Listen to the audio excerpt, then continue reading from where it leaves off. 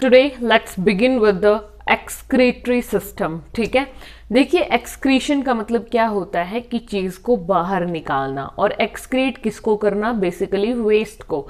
अच्छी चीजों को तो हम अपनी बॉडी से बाहर नहीं निकालेंगे, ठीक है, ऑब्वियसली जो चीजें वेस्ट बन चुकी हैं उन्हीं को बाहर निकाला जाता है। ठीक है, so what is the definition of the excretion?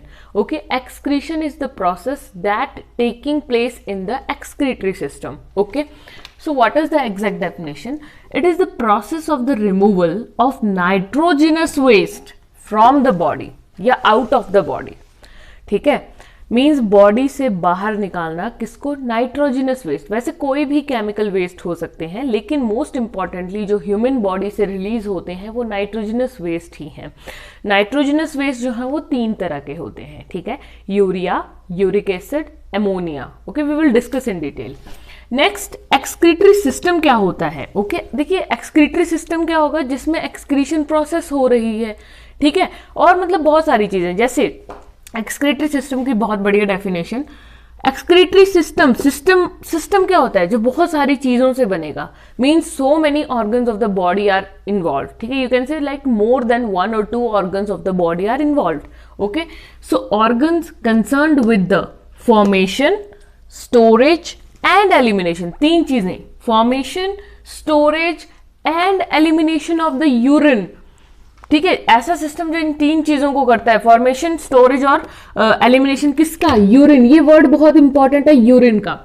अब देखिए, हम एक बात ऑब्जर्व कर पा रहे हैं इस डेफिनेशन से कि मेनली जो एक्सक्रीटरी सिस्टम है वो यूरिन से रिलेटेड है।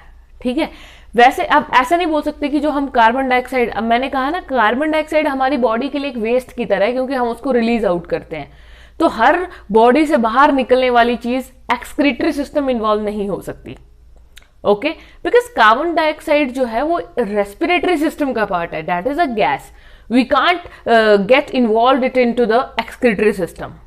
ओके, सो दैट मीन्स जो चीजें यूरिन से रिलेटेड हैं उसको हम लेंगे एक्सक्रीटरी सिस्टम में। ठीक है, जो चीज यूरिन से या स्टूल जो पास करते हैं, है ना, डेफिकेशन करते हैं, ठीक है, तो वो सारी चीजें किससे रिलेटेड हैं? यूरिनरी सिस्टम, है ना, या एक्सक्रीटरी सिस्टम।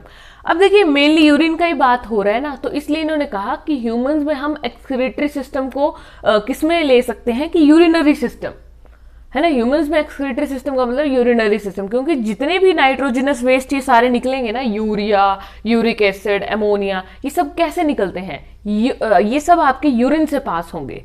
हैंस ह्यूमंस में हम एक्सक्रीटरी सिस्टम को यूरिनरी सिस्टम कहें तो ज्यादा अप्रोप्रिएट रहेगा। ओके, बट अगर बात करें तो टॉपिक का जो नेम है, ये यूरिनरी सिस्टम भी किसके अंडर इन्वॉल्व होगा? एक्सक्रीटरी सिस्टम के अंडर ही इन्वॉल्व होगा। Okay, about substances to be got rid of. ठीक है, कौन से ऐसे सब्सटेंसेस हैं जिनसे छुटकारा पाने की जरूरत है शरीर को? ठीक है, एक तो नाइट्रोजनस बेस, ओके, जैसा कि हमने डेफिनेशन में डिस्कस किया।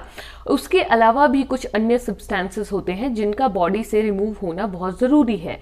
सो there are basically 5 main substances हैं जिनको बॉडी से एक्सक्रीट आउट करना बहुत जरूरी होता है। ठीक है, so first is carbon dioxide and water, that is CO2 and H2O, first substance. Second is nitrogenous waste. ठीक है, second क्या है? nitrogenous waste.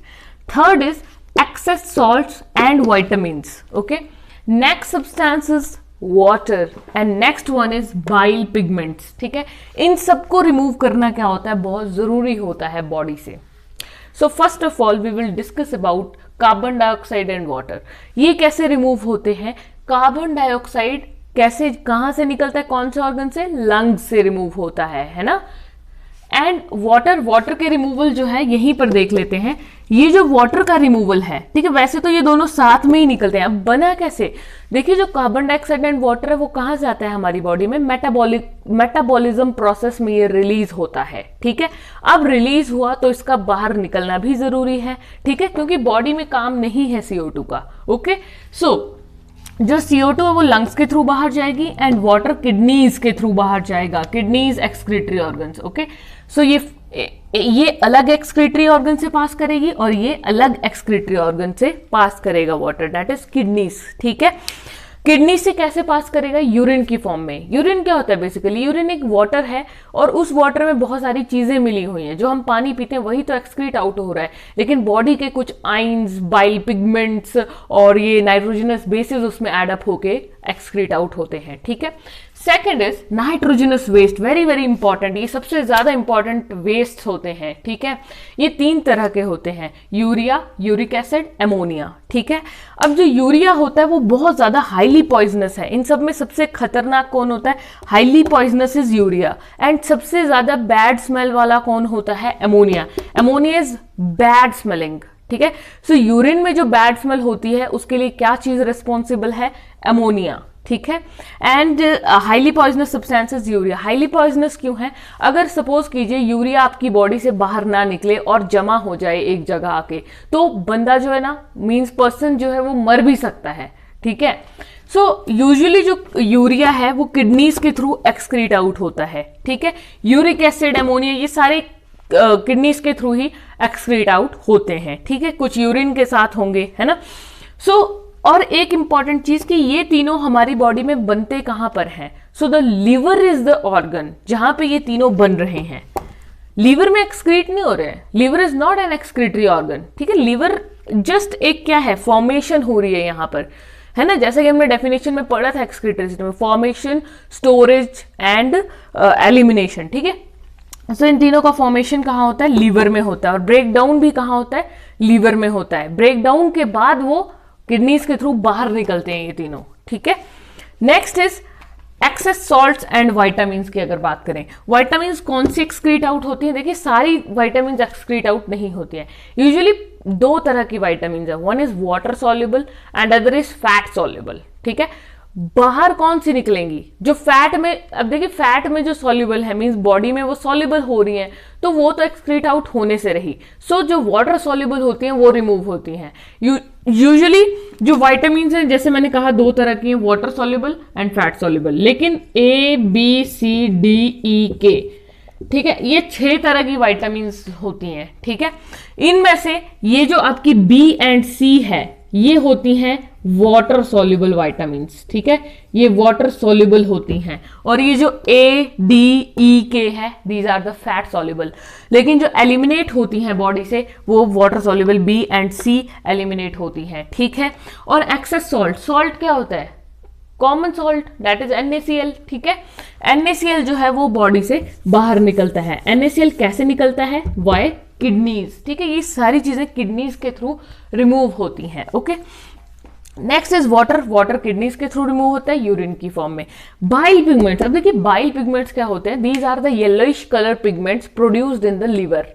लीवर में ये बनते हैं और लीवर में भी ये मेटाबॉलिज्म से बनते हैं। ठीक है।